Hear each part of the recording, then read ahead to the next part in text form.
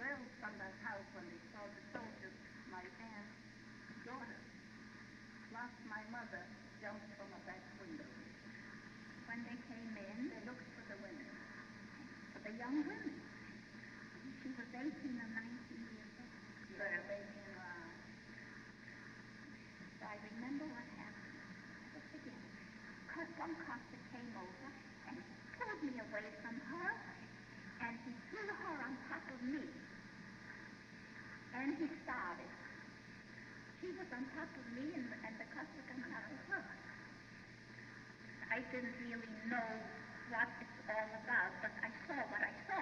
But I couldn't make it out until I was married. Then I began to realize what happened.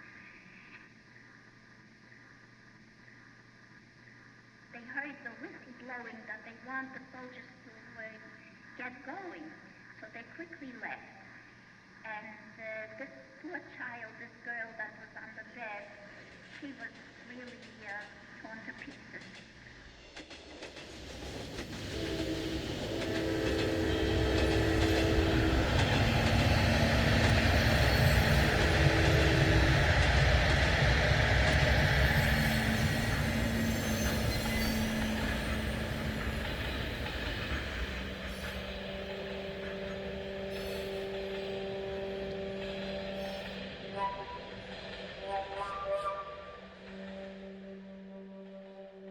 Wandering around Europe. We were wandering around Europe.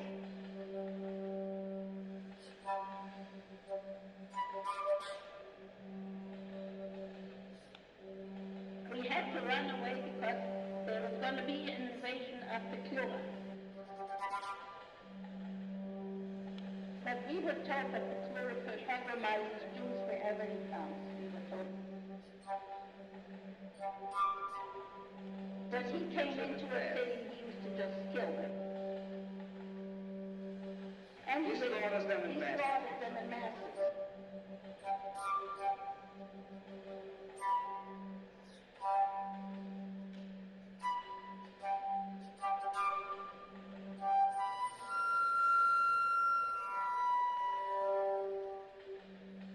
He decided to go to America.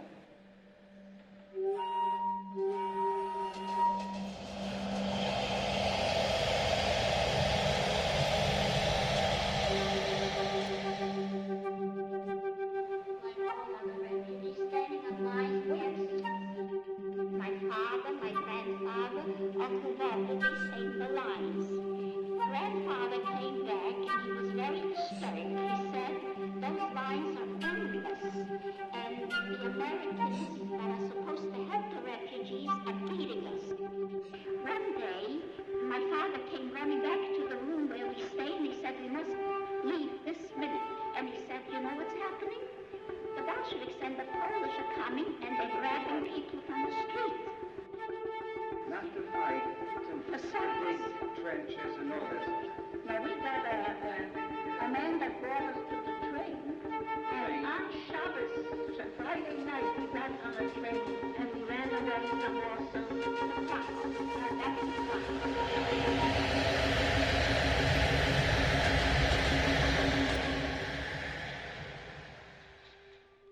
We traveled in Europe about 6 months. We were in Krakow, and we were in Vienna, and we were in Warsaw, and we left Warsaw, we went to Krakow to Vienna. Well, where we lived, we rented a room with people, with families, Jewish families, were eager to rent a room to refugees. And from there, we stayed there 3 weeks. We didn't know where to go for a reason. Now, this was in Krakow, and my father came home and he said, people say that in Vienna there is an American consul. Don't you reason that maybe we can get visas in Vienna? So then we got on the train,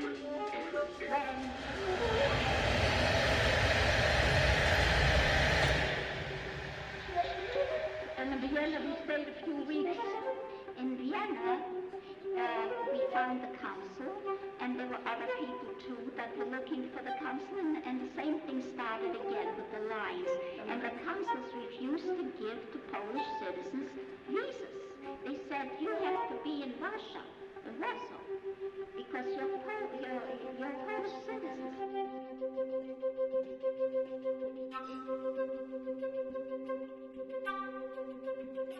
Well, it took weeks, but Roderick got himself somehow to meet the consul himself. And Roderick spoke French, and he spoke English, so they favored him. And we got visas without staying in line. He just bought us 8 visas. 8 visas from the home.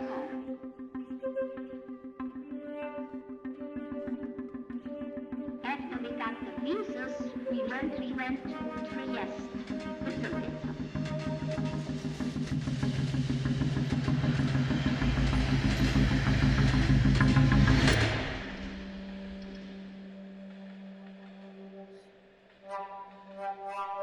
We came in a very bad moment because the Italians were having a general strike.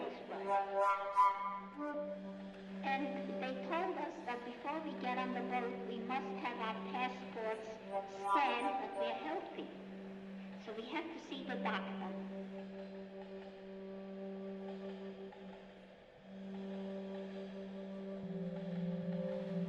My mother was a sick woman.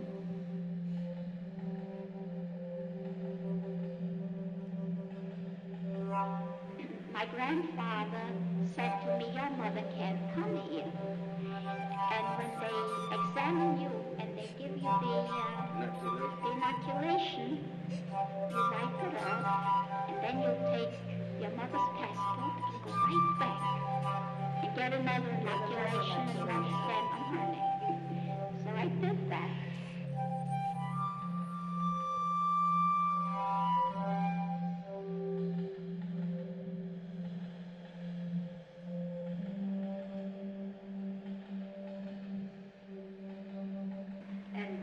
Stayed there for 3 weeks, waiting for the strikes to end.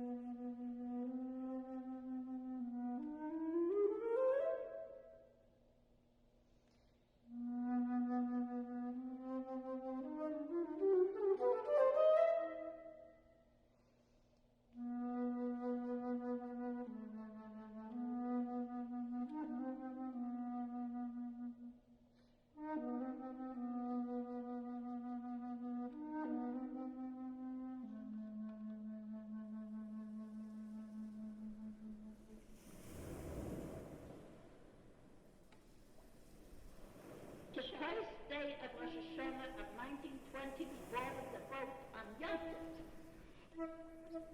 What was the name of the boat? Argentina. So we were there on the road right through the Jewish holidays, Rosh Hashanah and Yom Kippur.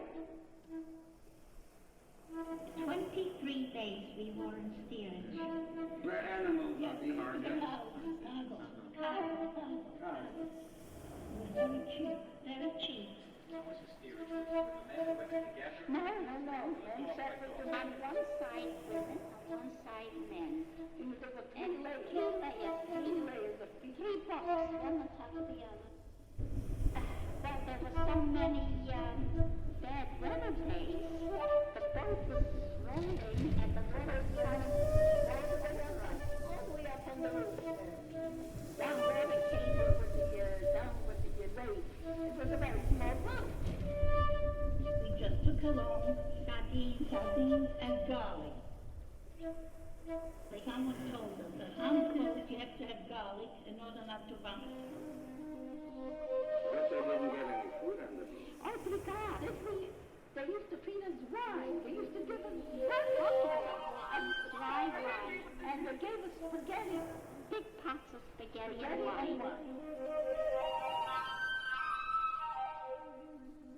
When did you arrive in New York? We arrived the day after Simple Stone. The 6th October. 1920.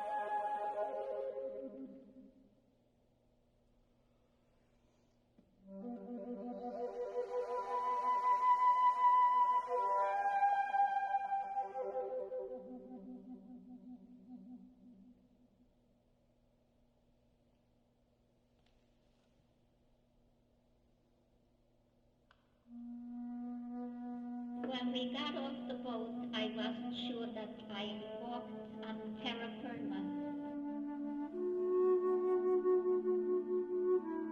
I missed the rocking in the woods.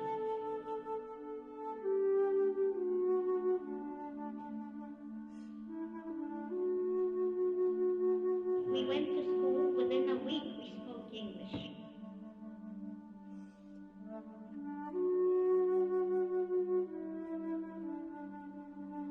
We lived in a Jewish neighborhood, lots of bush huts on the street, and we lived among Chinese, but some were Lithuanian Jews.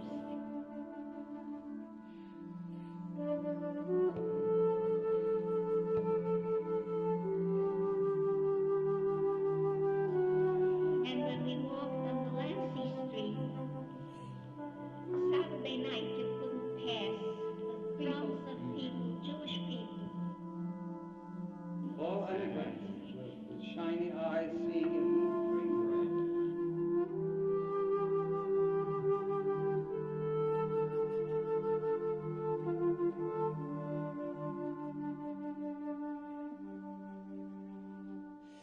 To us, it looked like paradise. I remember the first day when I woke up and I walked with my mother down to the marketplace on Rivington Street and saw the freedom of the people.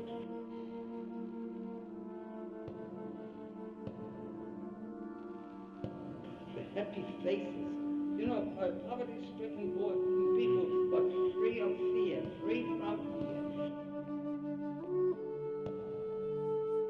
And everything is open, you can buy such abundance that I actually feel like embracing this country.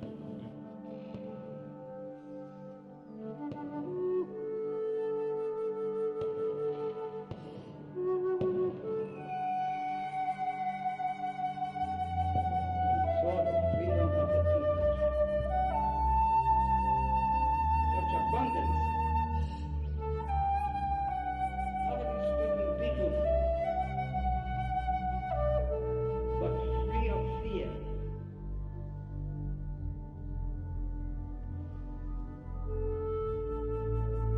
Poverty-stricken, such abundance, but free of fear. And everything is revised. Such abundance. The freedom of the people. The freedom of the people. Poverty-stricken and everything is revised. Such abundance. The freedom of the people. poverty-stricken people, but free of And fear. everything you can buy, Such abundance. the freedom of the